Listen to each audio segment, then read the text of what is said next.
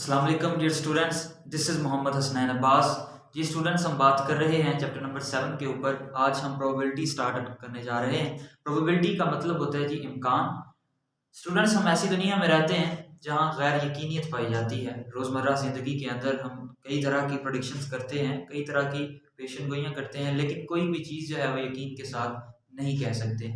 For example, in a cloudy weather के मौसम अगर ख़राब है तो उसमें हमारे पास 2 चांसेस होंगे, या तो बारिश हो सकती है या फिर बारिश नहीं हो सकती। 2 चांसेस बन रहे हैं लेकिन होगा इसमें से एक। इस तरह की नोटेशंस को ब्लेस पास्कल और पेरी डी फेरमेट, 2 फ्रांसीसी जो हैं वो मैथमेटिशियंस थे, उन्होंने प्रोबेबिलिटी का नाम दिया कि इस तरह की चीज़ों को मैथमेटिकल नोटेशन में लिखने के लिए प्रोबेबिलिटी जो है वो हम इस्तेमाल करते हैं। प्रोबेबिलिटी की डेफिनेशन क्या है? प्रोबेबिलिटी क्या होता है? Probability is the numerical evolution of a chance that a particular event would अकर। कि प्रोबेबिलिटी जो है वो न्यूमेरिकल एवोल्यूशन होगी, ठीक है, of a chance that a particular event would अकर। के देखें, अब हमारे पास 2 चांसेस बन रहे थे, ठीक है, और पार्टिकुलर इवेंट उसमें से वो होगा कि अगर हमें कह दिया जाए कि आज बारिश होगी तो 1/2 जो है वो बन जाएगा, तो ये हमारे पास प्रोबेबिलिटी आ जाएगी, ठीक है। अब इसके बाद बात आती है एक्सपेरिमेंट की कि एक्सपेरिमेंट है क्या, ठीक है। अगर यहाँ पे मैं कोई चीज समझा रहा हूँ और आप जो है वो ऑब्जर्व कर रहे हैं तो इसे ऑब्जर्वेशन या मुशाहिदा कहते हैं, लेकिन जब आप यही काम अपने हाथ से करेंगे तो उसे एक्सपेरिमेंट कहते हैं। फॉर एग्जाम्पल, अगर हमने एक कॉइन का टॉस किया है, ठीक है, या तो हेड आ सकता है या टेल आ सकता है, ठीक है, और इसके बाद अगर हमने एक डाइस को जो है वो रोल किया है, लूडो का दाना है उसको हमने जो है वो रोल कर दिया है, तो हमारे पास जो है वो कितनी आउटकम्स आएंगी ये भी हमने देखना है, ठीक है। तो ये अब हमने वो जो डाइस का रोल करना है और फिर इसके बाद ये हमारा एक एक्सपेरिमेंट है, और सिक्के को उछालना ये हमारा पास एक एक्सपेरिमेंट है। अब इसके बाद अब हम वो जो सिक्का पहली बार उछालेंगे तो वो हमारे पास ट्रायल कहलाएगा, ठीक है, और उस ट्रायल के बाद जो हमारे पास सिक्का उछालने के बाद जो रिजल्ट आएगा वो हमारे पास आउटकम कहलाएगी। फॉर एग्जाम्पल, हमने एक सिक्का, एक कॉइन जो है वो टॉस किया, टॉस करने के बाद या हमारे पास हेड आ सकता है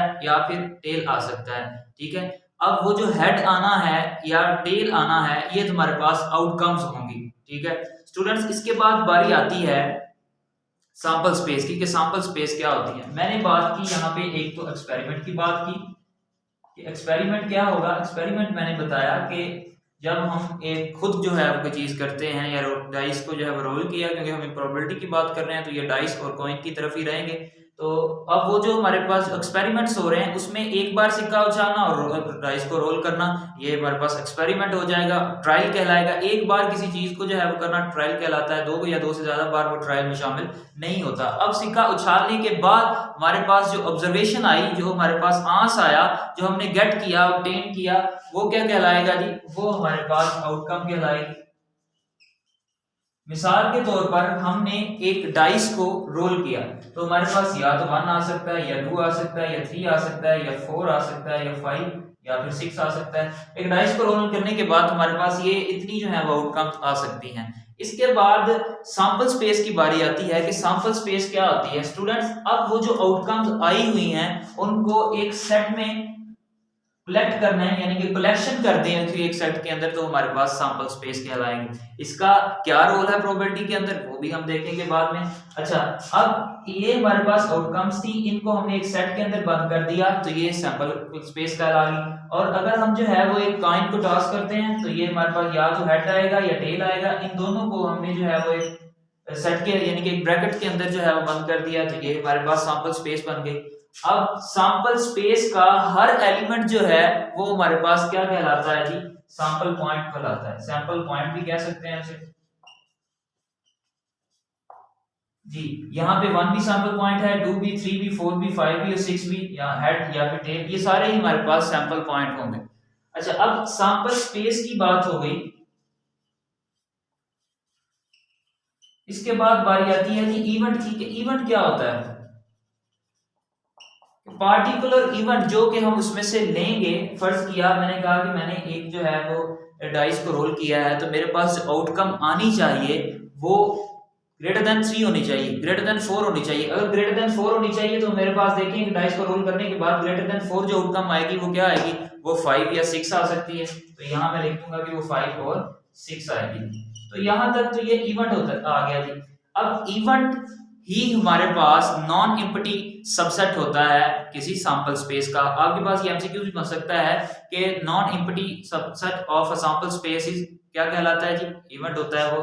कि यही हमारे फर्ज करें कि अगर आपके पास ए बी सी जो है वो एक सेट है, तो इसके सबसेट ले लें, नॉन एम्प्टी आपने लेने हैं, तो या तो फिर ए बनेगा या बी बन जाएगा या फिर सी बन जाएगा। इसके बाद ए बी बन सकता है और बी सी बन सकता है और फिर इसके बाद ए सी बन सकता है या फिर ए बी और सी बन सकता है। तो स्टूडेंट्स ये जो A B C A B B C A C और ए बी सी हमारे पास बन रहे हैं, ये सारे इसके नॉन एम्प्टी सबसेट्स होंगे और ये हर एक जो है वो अपनी एक इवेंट कहलाता है, पार्टिकुलर इवेंट है। जब हम उसमें से कह देंगे ए जो है वो कैसे आएगा या फिर बी जो है वो कितने आएंगे, सी ए बी वाला जो है वो हमारे पास कितने सबसेट बन सकते हैं, ये एक इवेंट की बात जो है वो अलग है। यहाँ तक सैंपल स्पेस देखें कि जो आउटकम्स हमारे पास आएंगी उनको एक सेट के अंदर बंद करने के नाम को सैंपल स्पेस कहते हैं और सैंपल स्पेस का जो हमारे पास हर एलिमेंट है वो सैंपल पॉइंट कहलाता है। और इसी के अंदर ही अगर 1 आया हुआ है तो ये हमारे पास एक इवेंट भी है, एक अलग वाकया हुआ है। 2 आया हुआ है तो ये भी इवेंट कहलाता है। 3 4 5 6 7 6 जो है ये हमारे पास हर कोई एक इवेंट ही कहलाता है। अब जी इसके बाद रैंडम एक्सपेरिमेंट क्या होता है स्टूडेंट्स, हमने एक सिक्के को उछाला था और फिर इसके बाद एक एक डाई को रोल किया है। याद रखिएगा कि हमेशा सिंगुलर के लिए डाई इस्तेमाल होगा और प्लूरल के लिए डाइस इस्तेमाल होगा, दो या दो से ज्यादा तो उसके लिए डाइस इस्तेमाल करते हैं। रैंडम एक्सपेरिमेंट की मैं बात कर रहा था। रैंडम एक्सपेरिमेंट ये होता है सिक्के को उछालना या फिर डाई को रोल करना। वो जो सिक्के को उछालना है और डाई को रोल करना है ये हमारे पास रैंडम एक्सपेरिमेंट कहलाता है। स्टूडेंट्स इसके बाद प्रोबेबिलिटी की हमारे पास जो है फार्मूला प्रोबेबिलिटी का जो है वो क्या होता है। प्रोबेबिलिटी का फार्मूला हमेशा ही P of E, probability of किसी इवेंट का जो है वो हम ले रहे हैं वो N ऑफ E हो जाएगा और N ऑफ S हो जाएगा जी। अब N ऑफ E क्या है, यहाँ पे number of ways of an event occur के कितने तरीकों से वो इवेंट जो है वो हो रहा है। और N ऑफ S क्या है, number of elements of a sample space, total जो एलिमेंट्स होंगे आपने वो लिखने। अच्छा यहाँ पे ये था आउटकम हमारे पास 6 आई थी एक डाई को रोल करने के बाद। यहाँ अब मैं इसकी जो है प्रोबेबिलिटी जो है फाइंड आउट करने जा रहा हूँ। P of E is equal to हो जाएगा N ऑफ E। मैंने बात की कि मेरे पास जो रिजल्ट जो इवेंट अक्कर हो रहा है वो क्या होगा जी, ग्रेटर देन 4 हो। ग्रेटर देन 4 तो हमारे पास 5 आया या 6 आया, हमने N ऑफ E लिखने, नंबर्स लिखने। अब 5 और 6 आया तो आपके पास ये कितने 1 और 2 है तो ये आपके पास 2 आ जाएगा। और वो जो number of outcome sample space की टोटल आउटकम आपने लिखनी होती है हर बार, तो टोटल आउटकम कितनी है 1 2 3 4 5 6, तो ये आपके पास 6 आ जाएगी। 2 ओवर 6 आ गया तो ये 1 ओवर क्या आ जाएगा जी 3 आ जाएगा। P ऑफ E का आंसर क्या आ जाएगा जी 1 ओवर 3। तो स्टूडेंट्स हमेशा याद रखिएगा कि जो प्रोबेबिलिटी का आंसर है हमेशा ही 0 से लेकर 1 तक आएगा, ठीक है। इसका 0 भी आ सकता है 1 भी आ सकता है, यानी मेरे कहने का मतलब ये है कि कभी भी नेगेटिव नहीं आएगा और ना ही 1 से अबव आएगा, बड़ा आएगा। फिर इसके बाद ही एक और बात जो है वो ये है कि अगर आपके पास प्रोबेबिलिटी जो है वो 0 आ जाए तो ये अगर प्रोबेबिलिटी ऑफ E 0 कब आएगी और प्रोबेबिलिटी ऑफ E जो है 1 कब आएगी। प्रोबेबिलिटी ऑफ 0 तब आएगी जब हमारे पास कोई इवेंट हो ही नहीं रहा, ठीक है। अब इवेंट के ना होने से क्या मुराद है स्टूडेंट्स, ये मैं आपको बताऊंगा नेक्स्ट लेक्चर के अंदर। आपका जब 7 पॉइंट जो है 5 स्टार्ट होगी उसका पहला क्वेश्चन ही P of E equal to 0 के हवाले से और P of E equal to 1 के हवाले से है। कि P ऑफ E मैं सिर्फ यहाँ पे इतना बताता चलूं कि P of E equal to 0 तब आएगा जब हमारे पास कोई इवेंट अक्कर ही नहीं होगा, और P ऑफ E जो है 1 तब आएगा जब कि हमारे पास कोई ना कोई इवेंट हो रहा होगा और वो श्योर है कि हमारे पास इवेंट होगा तो उसे हम सर्टेन इवेंट कहेंगे। जब प्रोबेबिलिटी ऑफ E जो है वो 1 आ गया तो इसे सर्टेन इवेंट कहेंगे। और इसके बाद अगर हमारे पास प्रोबेबिलिटी ऑफ E जो है वो 0 आ जाए तो इसको हम इम्पॉसिबल इवेंट कहेंगे जी। यहाँ तक होगी बात। एक लास्ट जो चीज है स्टूडेंट्स वो ये है कि जब अगर कोई चीज हमारे पास कोई इवेंट अकर ही नहीं, नॉन अकरेंस के हवाले से बात आ जाए तो वहां पे हमारे पास क्या फार्मूला इस्तेमाल होता है, P of E is equal to 1 minus P of E बार। तो तब हमारे पास ये फार्मूला इस्तेमाल होता है कि जब कोई चीज अकरेंस में नहीं आ रही, यानी कि हो ही नहीं रहा कोई। फॉर एग्जांपल हम कुछ इसको इस तरह भी लिख सकते हैं P ऑफ E, ये माइनस आई साइड पे आ गई P ऑफ E बार और ये इक्वल टू 1 हो जाएगा। अब एक चीज जो कि हो रही है प्लस जो कि नहीं होगी इज इक्वल टू 1 कैसे आएगा? मसलन फर्ज करें वही सिक्के की मिसाल ले लें कि हमने एक कॉइन को टॉस किया था, या तो हेड आ सकता है या फिर टेल आ सकता है।